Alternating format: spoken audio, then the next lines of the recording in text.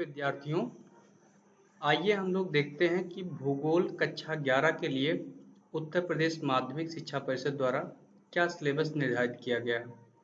जैसा कि आप सभी जानते हैं कि कोविड-19 महामारी के कारण जो वर्तमान शैक्षणिक सत्र है 2020-21 उसमें विद्यालयों का जो समय से पठन पाठन होना चाहिए था वो जो है नहीं हो पाया है, जिसके कारण विशेषज्ञों की समिति द्वारा पूरे पाठ्यक्रम का 30% कम कर दिया गया है।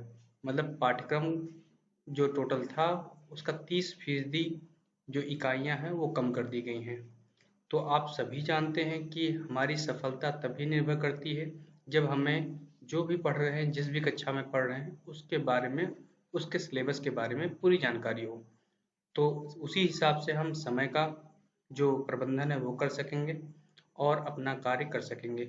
यह भी जानना अति आवश्यक है कि जो भी इकाइयाँ दी हुई हैं, जो भी सिलेबस दिया हुआ है, उस सिलेबस का कौन सा भाग है जो अधिक अंकदायी है बोर्ड परीक्षा में, कौन सा कम अंकदायी है। तो आपको इन सब चीज़ों को जानना है। तो सबसे पहले हम बात करते हैं कि उत्तर प्रदेश माध्यमिक शिक्षा परिषद द्वारा जो 30% सिलेबस कम किया गया है उसके बारे में। तो आपको बताते चलें कि खंड का में इकाई 2 से पृथ्वी जो इकाई था उसके अंतर्गत महासागर एवं महाद्वीपों का वितरण हटाया गया है। इसी तरह से खंड का में इकाई जो 3 है उसकी भूआकृतियां जो है, यहाँ पे आप देखिएगा ये भूआकृतियां, इसको जो है कम किया गया है। इकाई 3 ये आप देखिए हाईलाइट करके, भूआकृतियां एवं उनका विकास। उसके बाद इकाई 4 में जलवायु को कम किया गया है। इसके अंतर्गत जो उप विषय हैं वो कौन कौन से हैं? वायुमंडलीय परिसंचरण एवं मौसम प्रणालियाँ, वायुदाब, वायुदाब पेटियाँ, पवन भूमंडलीय, मौसमी एवं स्थानिक, वायु राशियाँ एवं वाताग्र, उष्णकटिबंधीय एवं शीतोष्णकटिबंधीय चक्रवात। तो ये इकाइयाँ जो हैं कम की गई हैं। और देखते हैं इकाई 4 में क्या क्या है। तो विश्व जलवायु एवं जलवायु परिवर्तन, तो इनको कम किया गया है। उसके बाद इकाई 5 में जल या महासागर से महासागरीय जल या जलीय चक्र को कम किया गया है। फिर उसके बाद खंड खा में इकाई 8 से भूआकृत विज्ञान को कम किया गया है। इसके अंतर्गत संरचना एवं उच्चावच भूआकृतिक विभाजन को कम किया गया है। खंड खा के अंतर्गत इकाई 9 में देखिए आप जलवायु, वनस्पति एवं मृदा को कम किया गया है। अब इसके अंतर्गत जो उपभाग हैं वो कौन कौन से हैं जिनको कम किया गया है, तो आपको बताते चलें कि मौसम एवं जलवायु, तापमान, वायुदाब, पवन, वर्षा का स्थानिक एवं कालिक वितरण, भारतीय मानसून क्रियाविधि, आरंभ एवं परिवर्तिता, वर्षा की परिवर्तनशीलता, स्थानिक एवं कालिक तथा जलवायु के प्रकार, इन चीजों को कम किया गया है। इकाई 10 से देख लेते हैं क्या क्या कम किया गया है। तो इकाई 10 से प्राकृतिक आपदाएं एवं संकट, कारण, परिणाम, प्रबंध एवं प्रबंधन, इनको कम किया गया है। कौन कौन सी प्राकृतिक आपदाएं जिनको सिलेबस से कम किया गया है, वो है बाढ़, सूखा, भूकंप, सुनामी, चक्रवात के लक्षण एवं प्रभाव एवं भूस्खलन। अब देखते हैं खंड गा जिसमें प्रयोगात्मक भाग आता है।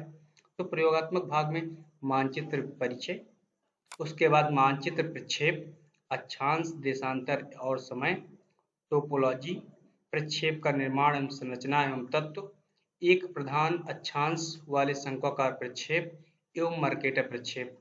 मतलब इतनी चीजों को प्रयोगात्मक भाग से कम किया गया है। अब आपको विशेष रूप से ध्यान रखना कि आपको पढ़ना क्या है इस साल में। तो जो वर्तमान सत्र चल रहा है आप सभी जानते हैं कौन सा वर्तमान सत्र है, वो सत्र है शैक्षणिक सत्र 2020-21। तो उसके लिए जो 70% पाठ्यक्रम निर्धारित किया गया है वो यहाँ से शुरू होता है। तो इसको आप अपनी कॉपी पे नोट कर लीजिए और या फिर ये इस पेज का आप प्रिंट आउट निकाल लीजिए। इसको मैं व्हाट्सएप ग्रुप पे भेज दूंगा तो आप इसका प्रिंट आउट निकाल लीजिएगा, ठीक है। तो इस वीडियो में हम केवल आपको ये बताएंगे कि कक्षा 11 में यूपी बोर्ड के द्वारा भूगोल विषय के लिए क्या पाठ्यक्रम है, कौन कौन से विषय हैं। जब हम आपको मालूम होगा, हम सभी को मालूम होगा कि ये विषय है, तो पढ़ने में एक सुविधा होगी और सिस्टमेटिक तरीके से हम पढ़ सकेंगे। तो आपको बताते चले कक्षा 11 में लिखित परीक्षा होती है, उसके 2 प्रश्न पत्र होते हैं। दोनों प्रश्न पत्र 35-35 अंक के होते हैं। अर्थात लिखित परीक्षा कुल 70 अंकों की होती है और जो प्रश्न पत्र होते हैं हर एक प्रश्न पत्र 3 घंटे का होता है। तो 2 प्रश्न पत्र हो गए 3-3 घंटे के और 35-35 अंक के। और तीसरा जो है वो है प्रयोगात्मक भाग। तो प्रयोगात्मक मतलब प्रैक्टिकल। प्रैक्टिकल का मतलब क्या है कि 30 नंबर का प्रयोगात्मक जो है परीक्षा होगी। अब आपको बताते चले कि जो खंड का है उसमें जो पहला पेपर है वो है भौतिक भूगोल के मूल सिद्धांत, मीन्स जो है कि basic principles of physical geography. तो उसके अंतर्गत 35 अंक के अंक जो है परीक्षा होनी है, या फंडामेंटल्स ऑफ फिजिकल ज्योग्राफी।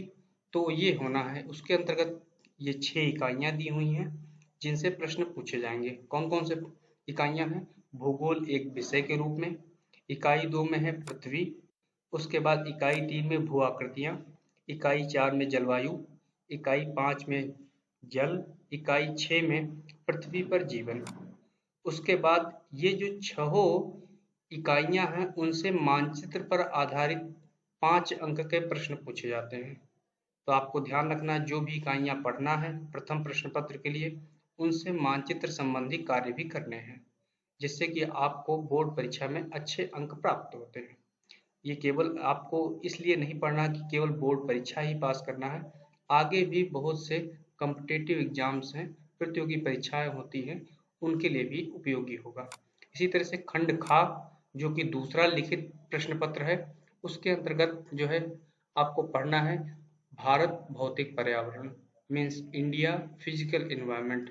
वो 35 अंक का प्रश्न पत्र होगा। आप यहाँ पे देख लीजिए, मैं इसको हाईलाइट कर रहा हूँ। उसके बाद आप इसके अंतर्गत जो पढ़ेंगे वो है इकाई 7 जिसमें आपको परिचय है, इकाई 8 में भू आकृति विज्ञान है, इकाई 9 में जलवायु वनस्पति एवं मृदा है। अब ये जो 3 इकाइयां हैं, इकाई 7, इकाई 8 और इकाई 9, इन सभी पर आधारित मानचित्र कार्य होंगे जैसा कि पहला प्रश्न पत्र में था। तो मानचित्र कार्य इकाई 6, 7, 8, 9 पर होंगे और 5 अंक के प्रश्न पूछे जाते हैं। ठीक है। उसके बाद खंड ग में प्रयोगात्मक कार्य एवं आरेख है जो 30 अंक का होता है। उसमें इकाई 1 के अंतर्गत जो है मानचित्र के आधारभूत तत्व, उसके अलावा इकाई 2 में स्थलाकृतिक एवं मौसम मानचित्र, ये आपको लिखित रूप से परीक्षा होती है। तो स्थलाकृतिक मीन्स टोपोग्राफिक, उसके अलावा मौसम मानचित्र मतलब कि वेदर मैप। तो टोपोग्राफिक मैप और वेदर मैप के बारे में आपको लिखना होता है, लिखित परीक्षा होती है। इसके बाद प्रयोगात्मक पुस्तिका बनानी होती है, मतलब कि प्रैक्टिकल फाइल बनानी होती है। उस प्रैक्टिकल फाइल पर 5 अंक होते हैं। उसी प्रैक्टिकल फाइल के बेस पर एक वाइवा होता है, मौखिक ओरल वाइवा होता है। उसमें क्या होता है, उस पे भी आपको 5 अंक हैं। मतलब लिखित परीक्षा पे आपको 20 अंक हैं, प्रैक्टिकल फाइल पे 5 अंक हैं और जो वाइवा होगा उस पे 5 अंक हैं। कुल मिला के जो खंड गा है वो पूरी तरह से प्रैक्टिकल है और कुल 30 अंक का है। तो आपको समझ में आ गया होगा कि आपको 3 प्रश्न पत्र पढ़ने हैं। 2 प्रश्न पत्र जो हैं वो लिखित परीक्षा पर आधारित है 35-35 अंक के, और जो तीसरा प्रश्न पत्र है वो प्रयोगात्मक कार्य एवं आरेख से रिलेटेड है, उसमें वो 30 अंक का है। तो आइए हम लोग देख लेते हैं डिटेल में कि खंड का या पहले प्रश्न पत्र के अंतर्गत आपको क्या क्या पढ़ना है। तो आपको मैं पहले बता चुका हूँ, जो प्रश्न पत्र है उसका नाम क्या है, भौतिक भूगोल के मूल सिद्धांत। समझ रहे हैं? तो भौतिक भूगोल के मूल सिद्धांत जो है 35 अंक का जो है, उसके अंतर्गत इकाई 1 के अंतर्गत क्या क्या है, एक विषय के रूप में भूगोल, कि भूगोल जो है वो विषय के रूप में कैसे इमर्ज हुआ, कैसे आया, तो उसको आपको जानना है। ज्योग्राफी एज ए सब्जेक्ट, तो आपको वो जानना है। इसके अंदर हम डिटेल में बाद में चर्चा करेंगे। अभी आपको केवल इस वीडियो में आपको समझना है कि हमारे लिए क्या क्या सिलेबस निर्धारित किया गया है यूपी बोर्ड द्वारा। तो उसके बाद इकाई 1 के अंतर्गत जो उपभाग हैं उनमें कौन कौन से हैं, भूगोल एक समाकलन विषय के रूप में, समाकलन मीन्स इंटीग्रेटेड सब्जेक्ट के रूप में कैसे भूगोल इमर्ज हुआ। उसके बाद स्थानिक गुण विज्ञान के रूप में, मीन्स स्पेशियल साइंस के रूप में कैसे आया।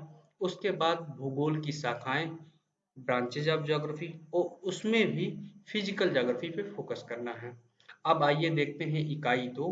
तो इकाई 2 में पृथ्वी मीन्स अर्थ, अर्थ से रिलेटेड जो भी चीजें हैं उनको पढ़ना। कौन कौन सी चीजें पढ़ना है, कौन कौन सी इकाइयां पढ़ना है, तो उसके अंतर्गत है पृथ्वी की उत्पत्ति एवं विकास, उसके बाद पृथ्वी की आंतरिक संरचना, मैं हाईलाइट कर रहा हूँ, इसको आप ध्यान से देखिएगा, इसको कॉपी पे नोट करिएगा और इसको ध्यान से देखिए कि क्या क्या हमारे लिए निर्धारित किया गया पढ़ने के लिए। तो उसके बाद वेगनर का महाद्वीपीय विस्थापन सिद्धांत, उसके बाद प्लेट विवर्तनिकी, भूकंप एवं ज्वालामुखी, और भूकंप एवं ज्वालामुखी के कारण क्या हैं, वो कितने प्रकार के होते हैं और इनका प्रभाव क्या होता है। तो इकाई 2 के अंतर्गत आपको इतना पढ़ना है। अब इकाई 3 के अंतर्गत आपको क्या पढ़ना है, भू आकृतियां। ठीक है, तो भू आकृतियों के अंतर्गत जो उपभाग हैं उनको क्या पढ़ना है, उसमें खनिज एवं शैल, उसमें भी शैलों के मुख्य प्रकार एवं विशेषताएं, उसके बाद भू-आकृति प्रक्रियाएं, उसके अंतर्गत अपक्षय मीन्स वेदरिंग, वृहद क्षरण मास वेस्टिंग, अपर्दन इरोजन एवं निक्षेपण, निक्षेपण मीन्स डिपोजिशन, और मृदा सर्पण सॉइल सॉलिडिफिकेशन। उसके बाद आपको देखना है इकाई 4, उसके अंतर्गत जलवायु। तो जलवायु के अंतर्गत आपको क्या क्या पढ़ना है, वायुमंडल संगठन एवं संरचना। तो वायुमंडल संगठन एवं संरचना means atmosphere, composition and structure. उसके बाद आपको क्या पढ़ना है, मौसम एवं जलवायु के तत्व, elements of weather and climate. उसके बाद सूर्याभितप, इंसुलेशन, आपतन कोण एवं एवं उसका वितरण, पृथ्वी का ऊष्मा बजट, वायुमंडल का गर्म एवं ठंडा होना, और गर्म और ठंडा होने की जो विधियां हैं वो कौन कौन सी हैं, उसमें संचलन, संवहन, पार्थिवीकरण, अभिवहन, इतना आपको देखना है। अब उसके बाद अगला जो टॉपिक है वो है तापमान, और तापमान के अंतर्गत तापमान को प्रभावित करने वाले या नियंत्रित करने वाले कारक, तापमान का वितरण, क्षैतिज एवं ऊर्ध्वाधर, तापमान का व्युत्क्रमण। तो ये जो है चौथी इकाई के अंतर्गत ये सब आते हैं। चौथी इकाई के अंतर्गत और भी आता है वर्षण।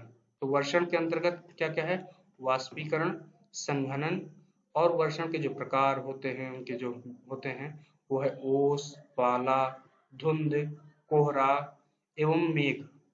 उसके बाद वर्षा के प्रकार एवं वर्षा का विश्व वितरण क्या है। तो आपको ये पढ़ना होगा चौथी इकाई के अंतर्गत। जो चौथी इकाई का जो टाइटल है क्या है, जलवायु। तो अब देखते हैं इकाई 5। तो इकाई 5 के अंतर्गत आपको जो जो पढ़ना है वो पढ़ना है जल महासागर। उसके अंतर्गत महासागर, अंतः समुद्री उच्चावच, मतलब समुद्र के अंदर बनने वाली जो भी उनका रिलीफ है, ऊंचाई नीचाई क्या क्या है वो आपको पढ़ना है। इसको हम डिटेल में पूरा पढ़ेंगे आगे। उसके बाद तापमान एवं लवणता, ठीक है।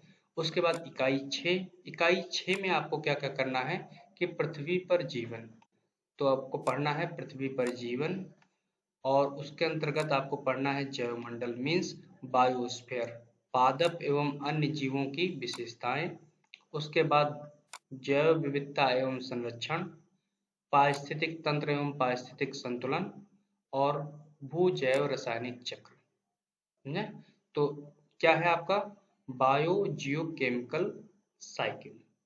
अब आपको बताते चले कि ये 6 इकाइयों से 5 अंक के प्रश्न पूछे जाते हैं। तो उसमें मानचित्र आपको बनाना होता है। तो उसमें क्या क्या बनाना है कि भारत की रूपरेखीय, प्राकृतिक, राजनीतिक मानचित्र पर इकाई 1-6 की विशेषताओं को चिन्हित करने संबंधी मानचित्र कार्य आते हैं।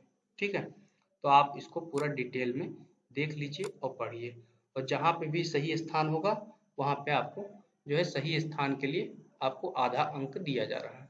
ठीक है, और सही उत्तर लिखना है उसके लिए भी आधा अंक है। तो आपको 5 प्रश्न जो है पूछे जाते हैं। ठीक है, अब आप जो है खंड खा जो दूसरा प्रश्न पत्र है उसके अंतर्गत भारत भौतिक पर्यावरण, उसको वो भी 35 अंक का प्रश्न पत्र होता है। तो इसके अंतर्गत 3 इकाइयां आती, कौन कौन सी हैं, इकाई 7, इकाई 8 और इकाई 9। तो अब इसके अंतर्गत आपको जो पढ़ना है परिचय के अंतर्गत, तो इकाई 7 में परिचय है, उसमें क्या है स्थिति, मतलब भारत की स्थिति, विश्व में भारत का स्थान एवं आंतरिक संबंध।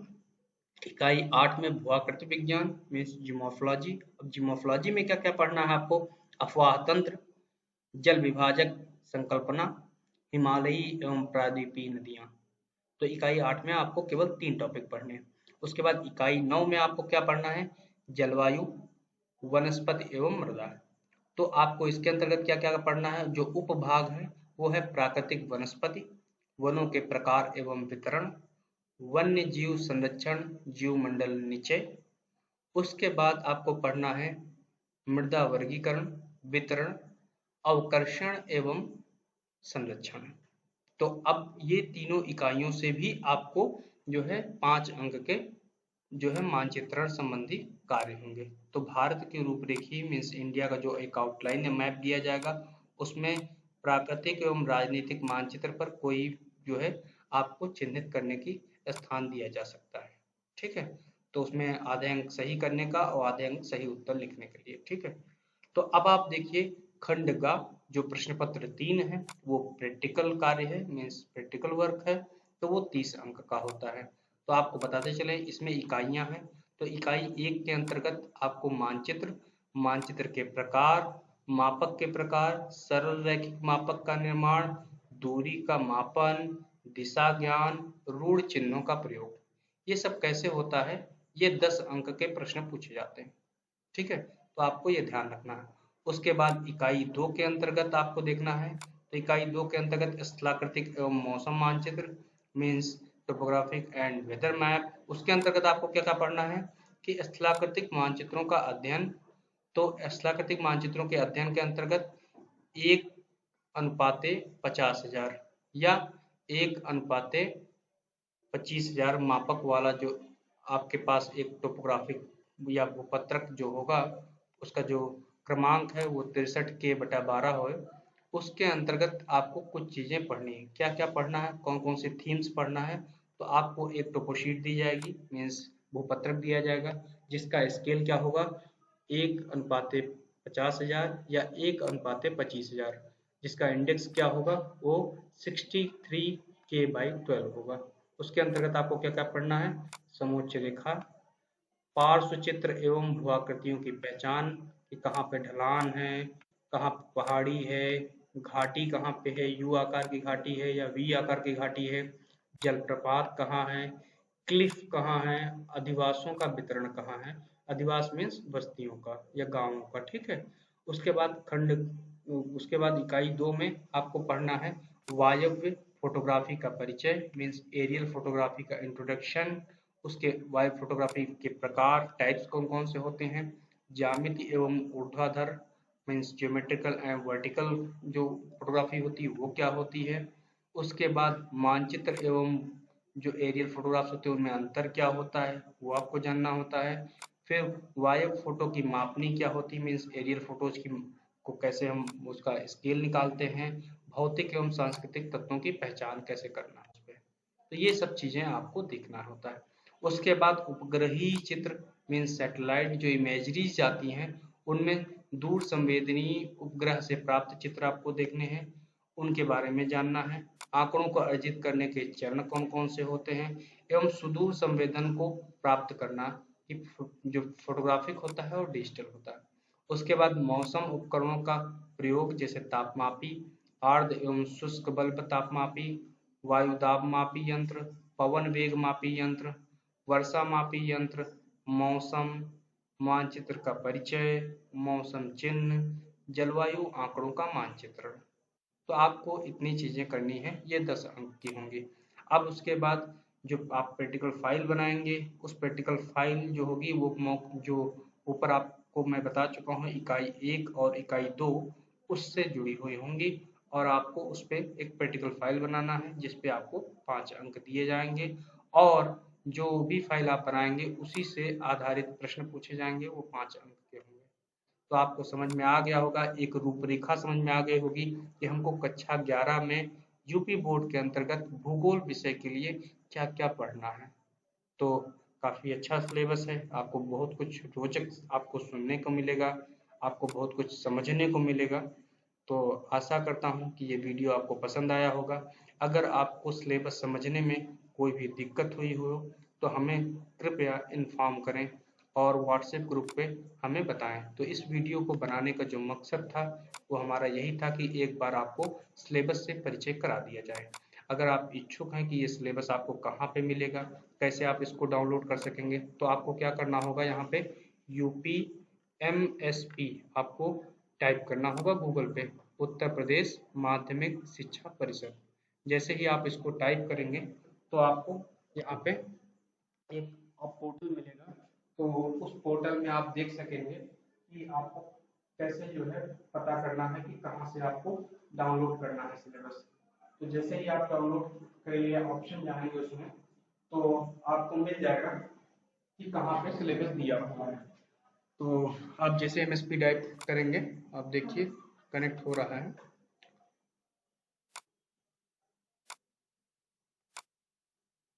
चलिए हम इसको अगले वीडियो में आपको बताएंगे।